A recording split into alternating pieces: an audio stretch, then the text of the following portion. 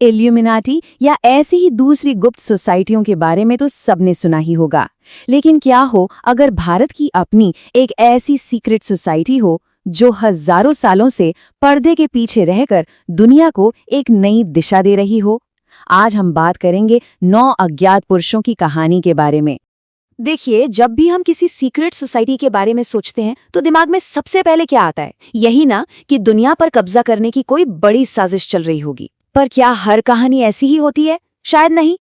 ज्यादातर गुप्त सोसाइटियों की कहानियों में ताकत और कंट्रोल की भूख दिखाई देती है, लेकिन 9 अज्ञात पुरुषों की कहानी इस सोच को पूरी तरह से बदल देती है। इनका लक्ष्य मानवता पर कब्जा करना नहीं था, बल्कि उसे अपने ही ज्ञान के खतरनाक नतीजों से बचाना था। मतलब एक तरह से गाइड करना था।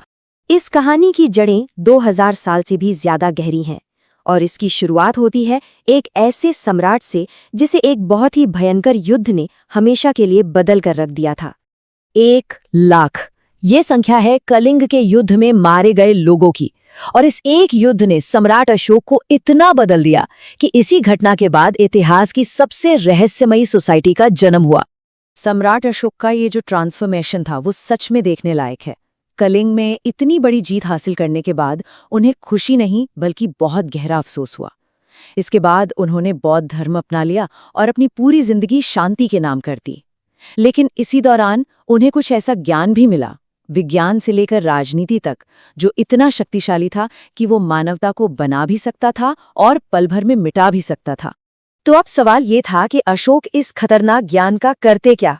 उन्होंने इसे नष्ट नहीं किया, बल्कि इसे सुरक्षित रखने के लिए एक जबरदस्त सिस्टम बनाया।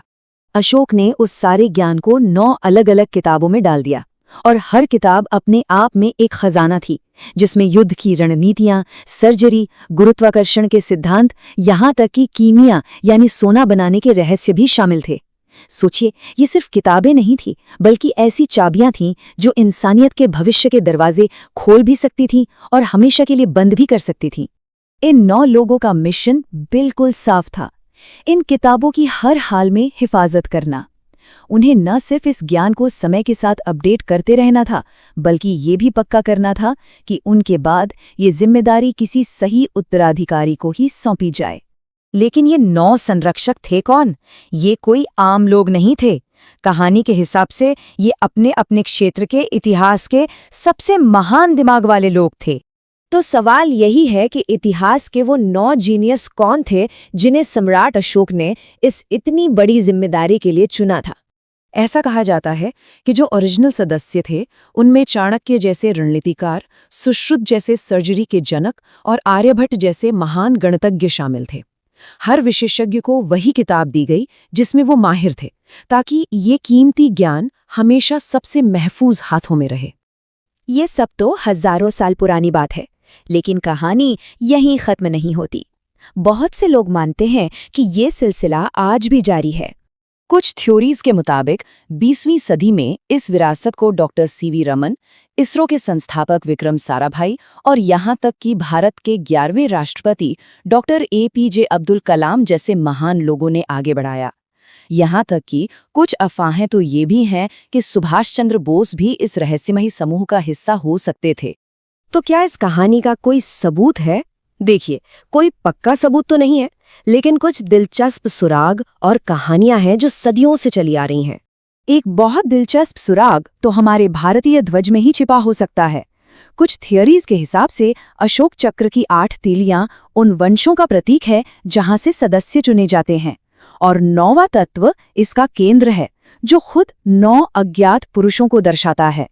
फ्रांसीसी लेखक लुईस एकोलियट ने तो अपनी किताब में यहाँ तक लिखा था कि गंगा नदी की शुद्धता का राज 9 अज्ञात पुरुषों की एक प्राचीन टेक्नोलॉजी है।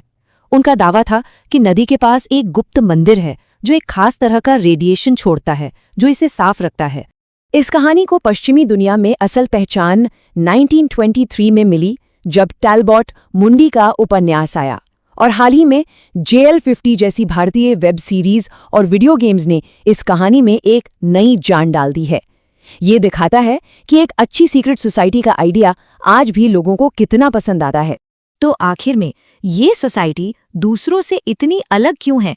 ये सब कुछ उनके इरादे पर आकर टिक जाता है। तो देखिए, फर्क बिल्कुल साफ है। जहां ज्यादातर सोसाइटियां कंट्रोल और पावर चाहती हैं, वहीं 9 अज्ञात पुरुषों का मकसद हमेशा से मार्गदर्शन करना रहा है। वे अच्छाई के लिए काम करने वाली एक ऐसी गुप्त शक्ति हैं जो पर्दे के पीछे से इंसानियत की रक्षा करती है। आखिर में उनका मकसद कभी भी दुनिया पर राज करना नहीं था।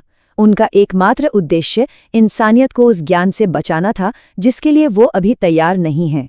वे शासक नहीं, संरक्षक थे। और ये हमें एक आखिरी सवाल पर लाकर छोड़ देता है। अगर ये हजारों साल पुरानी सोसाइटी वाकई में मौजूद है, तो क्या वे अभी भी इसी पल पर्दे के पीछे से काम कर रहे हैं, जो हमें हमारे ही सबसे बुरे फैसलों से बचा रहे हैं? यह सोचने वाली बात है।